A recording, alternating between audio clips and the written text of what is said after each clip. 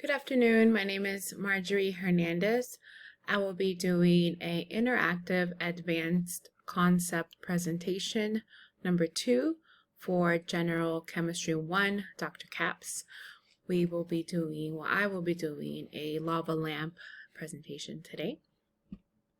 So description for the lab today is: reactions only occur until one of the reactants run out. This is referred to as the limiting reactant.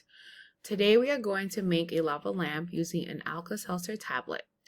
Your job will be to identify what reaction is occurring and what the limiting reactant is. So part of the lab is in other words, like ingredients for the lab is vegetable oil, food coloring, an empty bottle, and some water. So the instructions go as follow. I am to put some water into the empty bottle of water. As you see, I think that should be enough. And then I am to fill it, not all the way to the top, but pretty much leave some air between like the cap and the top of the bottle. So this is the oil. Pouring some of the oil in here. Hopefully it doesn't spill. Thank goodness.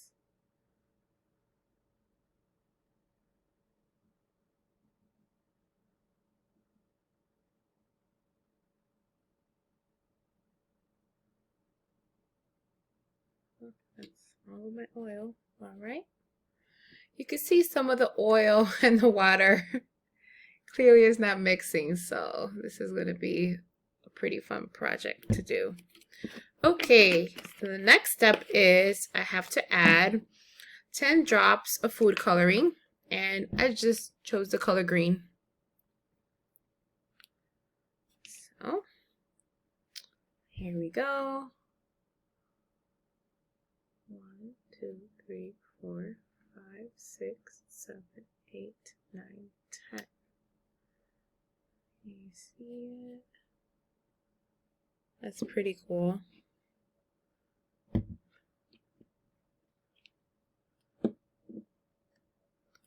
So you could kind of already see. Here goes the food coloring.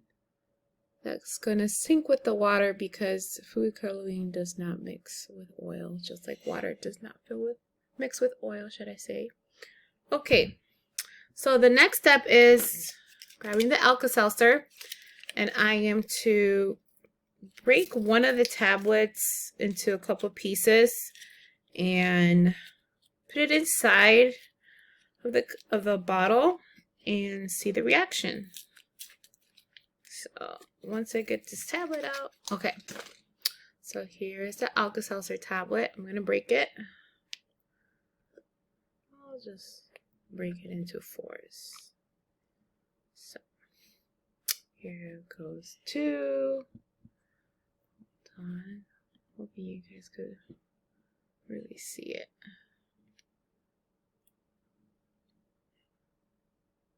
That's pretty cool. There it goes. It's bubbling.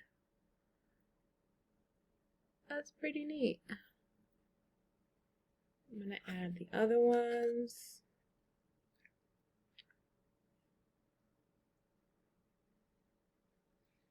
Here goes the bubbles.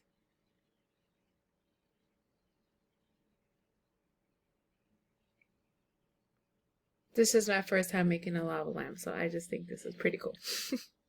Okay. So I'm going to go ahead. I'll probably cap it before it spills everywhere. Okay. So what happened? Oil and water will not mix. The reason behind it is the density and the atoms that make up the actual oil and the water. Water molecules are highly polar and are prone to hydrogen bonds. As with low density, the oil will stick to the top, as you saw, like the oil sticks to the top of the bottle. Maybe I should just mix it a little bit.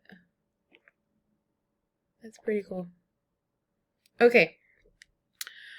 As for the food coloring doesn't mix with oil, as I stated before, and will mix with the water instead. Now, as I added the Alka-Seltzer tablet, when the tablet is added, it reacts with the water and produces carbon dioxide, which is like the bubbling. Carbon dioxide rises to the top, and water molecules attach, meaning like they attach and they rise up and they sink down. So as you saw when I added the Alka-Seltzer tablet, the water went up and then it went down.